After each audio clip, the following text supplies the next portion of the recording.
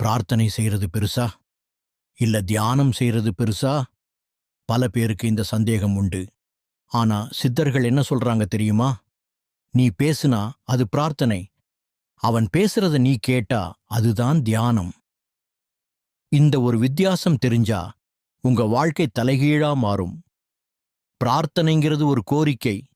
எனக்கு இதைக் கொடு, அதைக் கொடுன்னு பிரபஞ்சத்துக்கிட்ட நாம வைக்கிற விண்ணப்பம். ஆனா தியானம்ங்கிறது ஒரு மகா மௌனம். மனசுல இருக்கிற குப்பையெல்லாம் கொட்டிட்டு நீங்க ஒரு காலி பாத்திரமா மாறும்போதுதான் அந்த பேரண்டத்தின் பேராற்றல் உங்களுக்குள்ள இறங்க ஆரம்பிக்கும். பிரார்த்தனை உங்களுக்கு பலத்தை கொடுக்கும். ஆனா தியானம் உங்களையே சக்தியா மாற்றும். தன்னை அறியத் தனக்கொரு கேடில்லை. இது திருமூலர் வாக்கு. நீங்க யாருன்னு நீங்க தெரிஞ்சுக்கிட்டா அப்புறம் எதை தேடி ஓடப் போறீங்க? பிரார்த்தனை ஒரு ஆரம்பம்னா தியானம்தான் அதோட உச்சகட்டம். நீங்க எதை விரும்புறீங்க? பேசுறதையா இல்ல கேட்கறதையா? தியானம் செய்யத் தயார்னா மறக்காமல் தொடர்பு கொள்ளுங்கள். தியானம் பழக சிவசூத்திர பாடசாலை.